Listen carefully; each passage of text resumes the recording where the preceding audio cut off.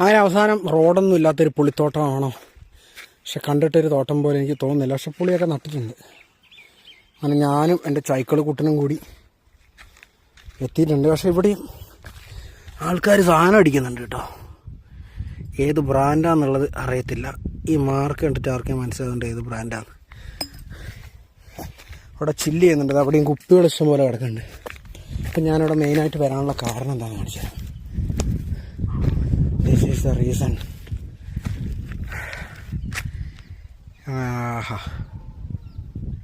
Full കൃഷിയും പിന്നെ ഈ ഒരു വെസ്റ്റേൺ ഗാട്ട്സിൻ്റെ ഈ വ്യൂ ഉണ്ടല്ലോ, അങ്ങ് കേരളത്തിൻ്റെ മേലെ കാറ്റാടി യന്ത്രങ്ങൾ തിരിയുന്നുണ്ട്. അതിൻ്റെ അപ്പുറം കേരളമാണ്. ഇതുണ്ടോ,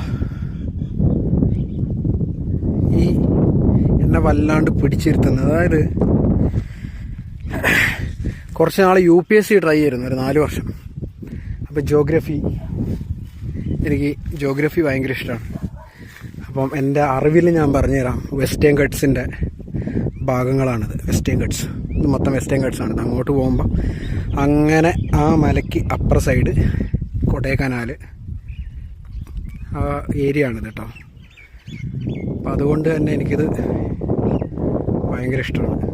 പണ്ട് ഇന്ത്യ ഭൂഖണ്ഡം ഏഷ്യയിൽ വന്ന് ഇടിച്ചപ്പോൾ രൂപം കൊണ്ട മലനിരകളാണ് വെസ്റ്റേൺ ഗട്ട്സ്, ഈസ്റ്റേൺ ഗട്ട്സ്, ഹിമാലയ.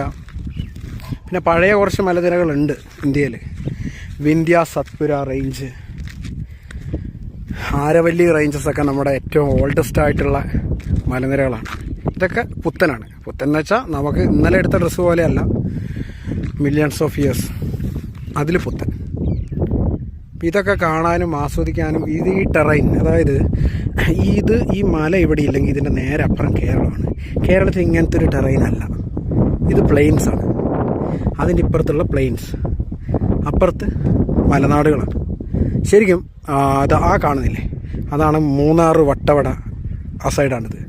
ഇതിങ്ങനെ വന്നത് ഇവിടെ വന്നു കഴിഞ്ഞാൽ ആ ഒരു ഹമ്പ് കണ്ടോ, അതിൻ്റെ അവിടെയാണ് ഈ കുറവൻകുറത്തി ശില കേട്ടിട്ടില്ലേ, അതുള്ളത് അവിടെയാണ്. ഇടുക്കി ഭാഗമാണത്.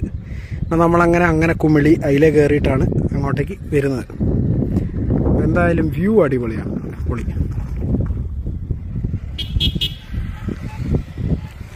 ഒരു പുള്ളിക്കാരൻ ഓണൊക്കെ അടിച്ച് പോകുന്നുണ്ട്. നമുക്ക് ഈ വഴിയാണ് പോകേണ്ടത് കേട്ടോ. ഈ വഴി പോയിട്ട് അവിടെ ഒരു തോട്ടത്തിൻ്റെ നടുക്കൊരു ചെറിയൊരു കുഞ്ഞു വഴിയുണ്ട്. ആ വഴി കൂടെ വേണം സൈക്കിളും കൊണ്ടുപോകാൻ. അപ്പോൾ ഒരു കയ്യിൽ അങ്ങനെ എടുക്കൽ ശരിയാവില്ല. സ്ഥലം അടിപൊളിയല്ലേ. നമ്മളെ ചെക്കൻ അത് അവിടെ ഒറ്റയ്ക്ക് നിൽക്കുന്നുണ്ട്.